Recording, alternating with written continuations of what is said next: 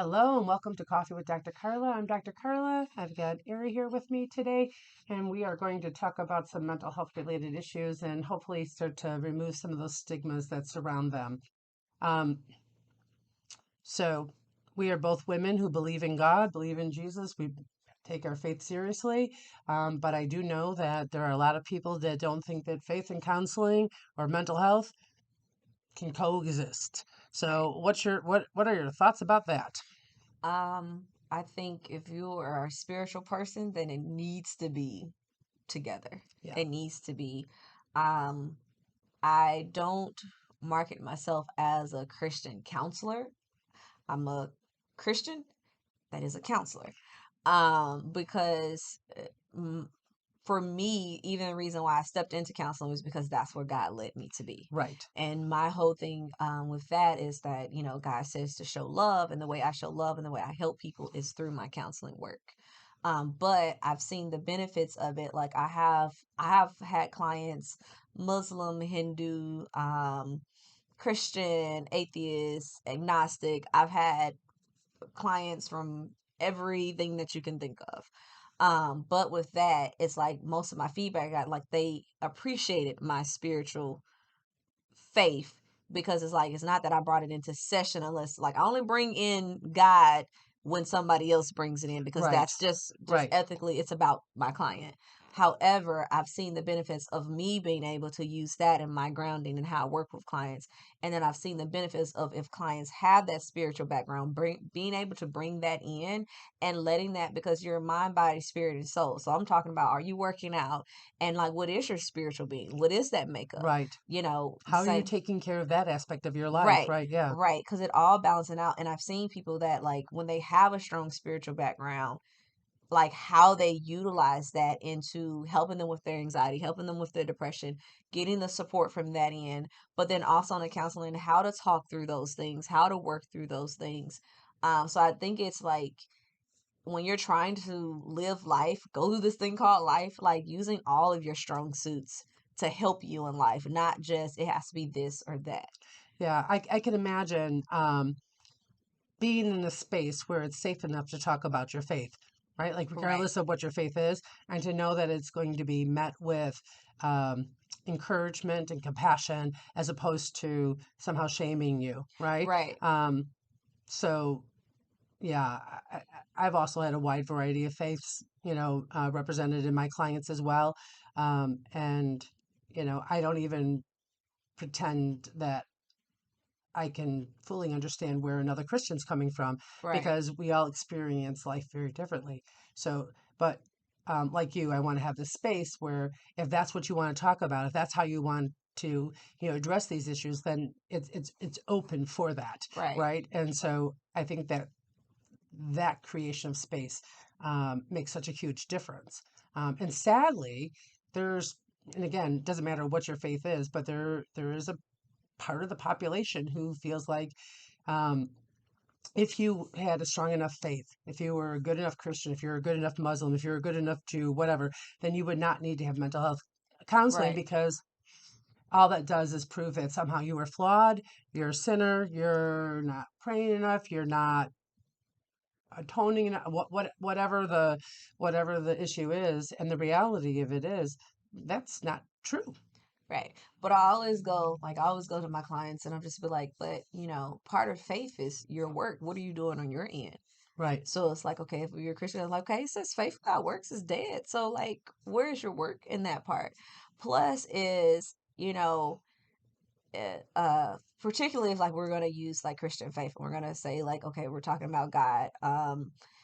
Even like not even as Christian faith, but even in Muslim faith, we're gonna talk about if we're talking about God in particular when he does things, he doesn't do it all the same way. He purposely created people to be able to do those things for you. Right. So it's like, that's why we have the doctors, that's why we have attorneys, that's why we have the firefighters, that's why we have the janitors, that we have like everybody has this gift and special talent Exactly. that he shaped us to have. But it's like if that's the case, like why can't counselors help you in talking through problems Exactly. when it's like he's created somebody to have you a safe place to be able to talk about things in this safe place with no judgment it's no judgment, and they're not telling you to do or you're wrong or you're going to hell. Like, that's not up to us. But to No. just have that safe, just to have that safe space to be able to talk. And it doesn't just have to be in the church. Right. I want to circle back to something that you had mentioned earlier, where when you market yourself, you don't market yourself as a Christian counselor. You market yourself as a Christian who happens to be a counselor. I Same thing. I don't market myself as a Christian counselor. I'm not shy about sharing the fact that I am a Christian, Mm-hmm. right? But I think that, again, if we're going to talk about stigmas, right, we hear, oh, it's a Christian counselor, so then they're going to, kind of beat me over the head with the Bible, or they're a Muslim counselor, so they're going to get the Quran out and they're going to beat me over the head. Like, there's a stigma of rigidity, that comes along with that, and I suspect that that's out there, right? Like, Right. but again, that's overgeneralizing. But I like the way you talk about the fact that this is who I am and I'm this, right? Mm-hmm. Because it's bigger than Right. it's big. It's a much bigger, broader picture than just only being able to look at it through one lens. In this Right. case, for us, Christianity, right? Right. And it separates, this is who I am from this is what I do. Right. Exactly. So yeah, I think that's very helpful in the counseling room, and just being able to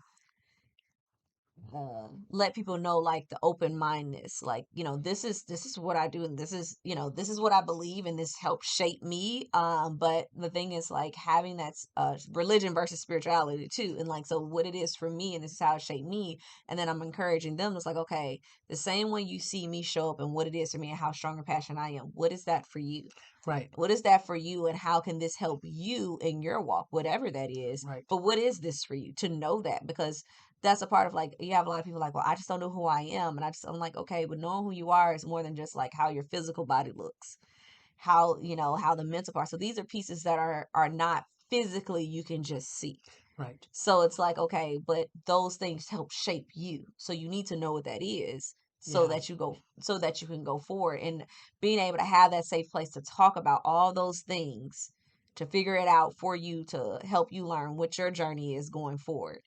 Um, but yeah, definitely I think it's a space where it's like counseling is a tool to help. It's not trying to take away from your spiritual or religious belief. It's Right. trying to give you that safe space so that you can figure out what that is for you. Which, brings me up to the thing that I swear I say a million times a week. It's not my job to fix anybody. It's their job to figure out how to do things differently so that they can fix themselves, right? Right. And so, in this case, as far as faith is concerned, just even asking the question like you suggested, well, how does that show up for you? What does that mean for you? What does that look like for you? Right. Right? So then they're the ones coming to the table with the answers, and then figuring out what that is for them, right? Some of my favorite sessions were when people were able to express whatever their faith was, Hmm. right? And then realize, oh, this is how I can show up. Ah, I see I'm getting pressure to show up like this, but that's not me. That's not what I believe. Okay, so then how can you show up in that space more authentically and still honor your faith, your spirituality, your Right. your, your overall being, right? And so it's exciting to watch people blossom like that. Right. But I think that I think there's just enough controversy and stigma out there regards to faith and counseling and how they intersect, that I thought that today was it was important to talk about those things. So as we kind of finish out here, I know we talked about a lot of different things, but like, what's one thing you would want our audience to know in regards to that intersection of faith and counseling? Um, just that counseling is just a tool to help you go along in every aspect of your life. It's not to take away from any aspect, just to help. Right, right. Yeah. It's an enhancement, right? Yeah. Yeah. So remember, you can change your thoughts and discover your potential, transform your life by focusing on your overall well being. So until next time, continue working on being the best you possible.